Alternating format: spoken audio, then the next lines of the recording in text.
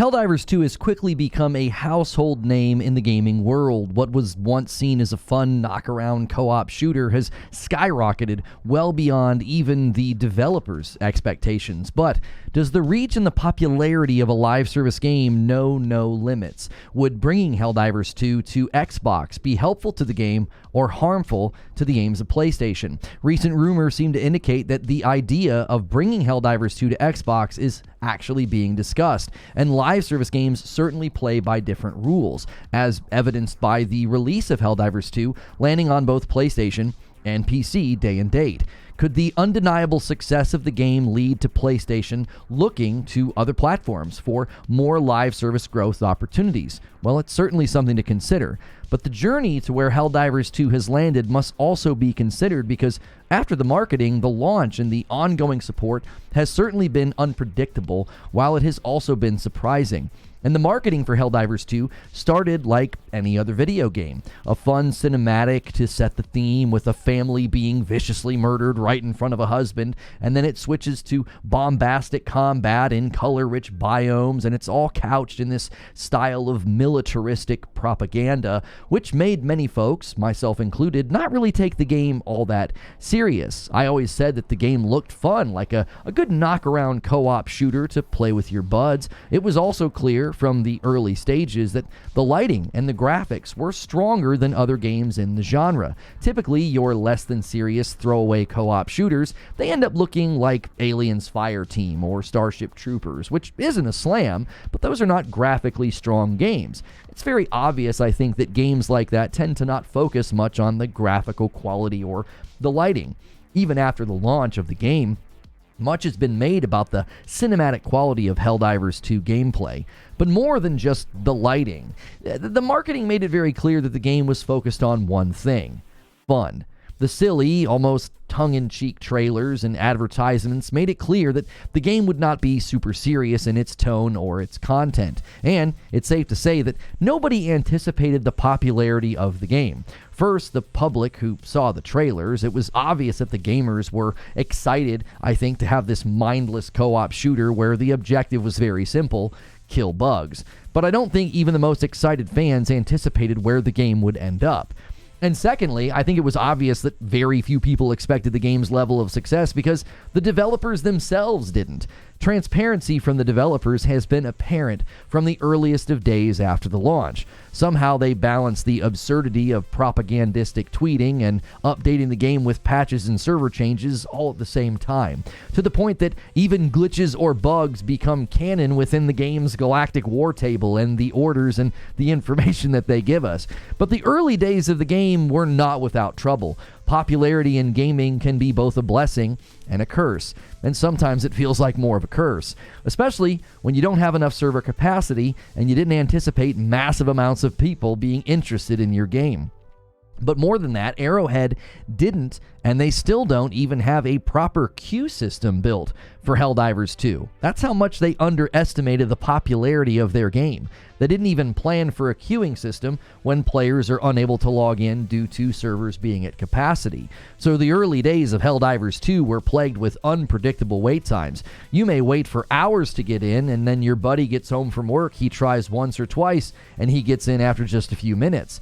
It was because the game simply set a timer, and then you would just keep trying to log in when the timer hit 0, which meant you were not waiting in line or in a queue. It was simply luck of the draw.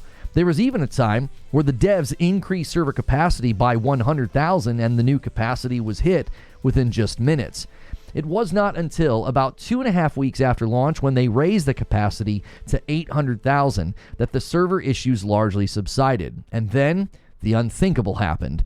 During its third week, it experienced what is called a sales inverse decay curve. This means that instead of seeing a steady decline after the first week or two, it continued to go up, which is incredibly rare to see in the gaming world. But at the time, commentators were even saying, listen, I've watched financials of video games, and they were saying they'd never seen anything like this. Some even joked that, hey, eventually we're just all going to be playing Helldivers 2. Now, none of this meant the game was without its problems. Even now, there are still reports of crashes and various bugs still present in the game. And when I say bugs, I don't mean Terminids, I mean actual bugs in the game.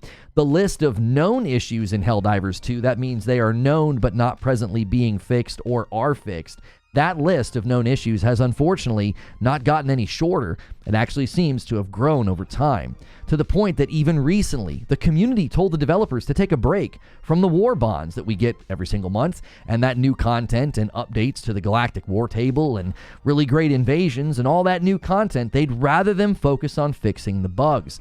Now, this was in response to a CM of the company indicating that the cadence and the content, it makes it really tough for them to fix problems in a quick and effective way.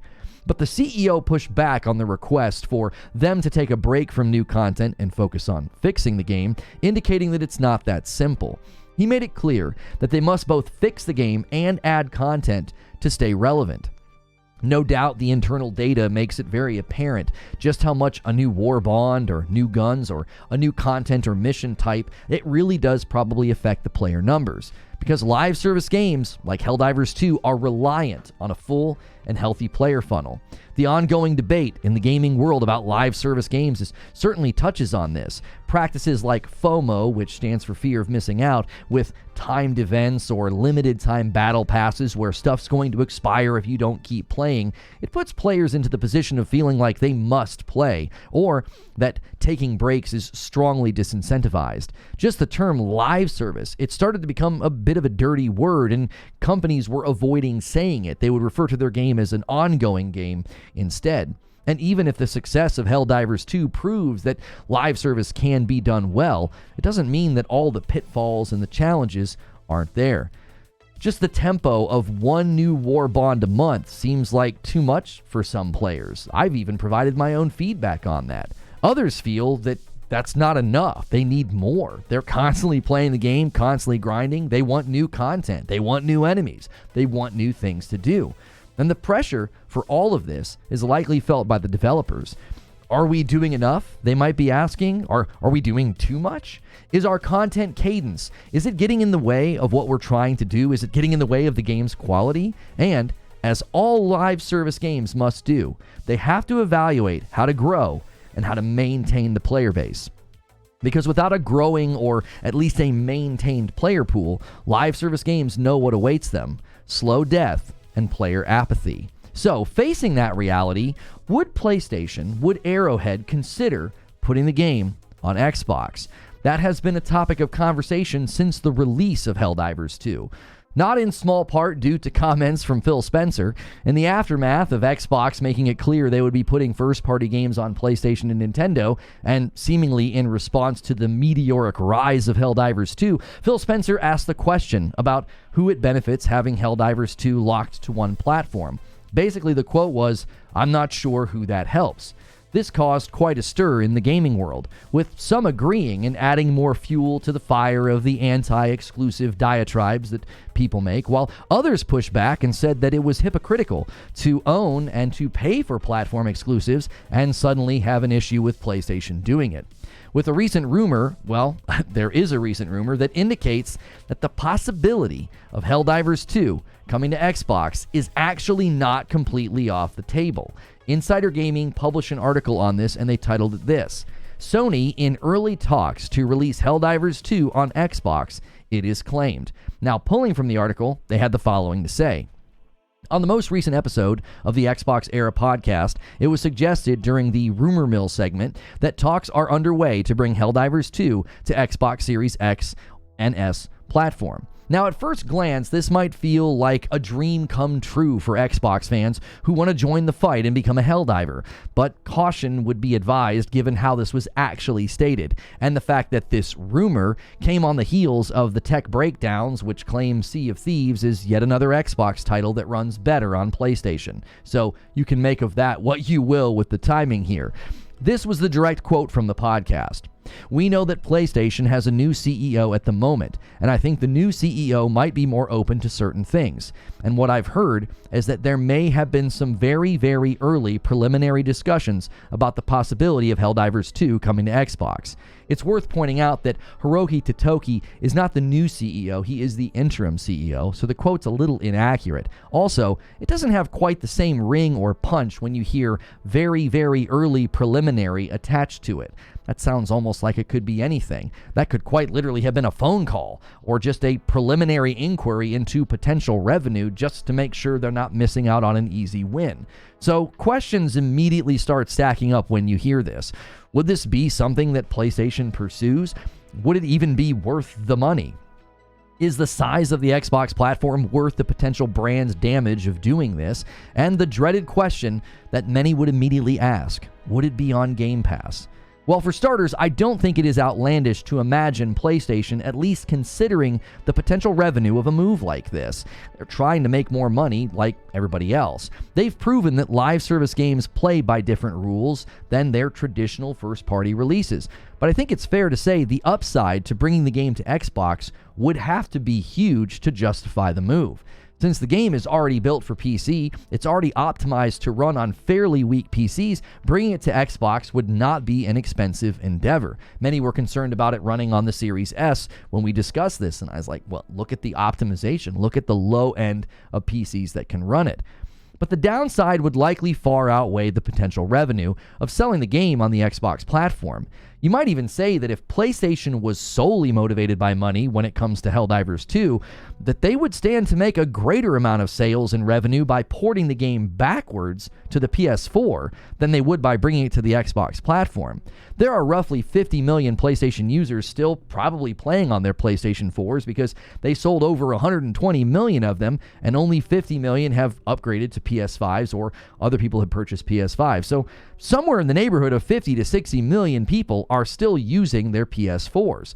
Now, less than 30 million Xbox Series X's and S's have been sold. So one could argue that if you're going with a player funnel driven live service game and you're like, listen, we got to keep the player funnel broad and we got to keep the player funnel full, if that's what they're trying to do and they're trying to maximize revenue from Helldivers, it might make more sense to actually backwards port it to PS4. I don't think they're going to do that, which sort of makes it unlikely that they would bring it to Xbox as well.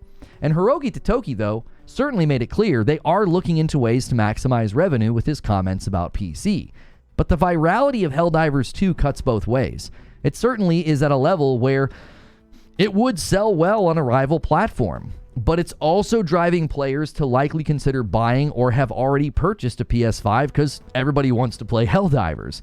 And all of these angles that I just discussed, they don't even consider the logistical angle of asking a developer that's currently struggling to squash bugs while simultaneously adding new content to suddenly ask them to support two new versions of the game, a version for the Series X and a version for the Series S.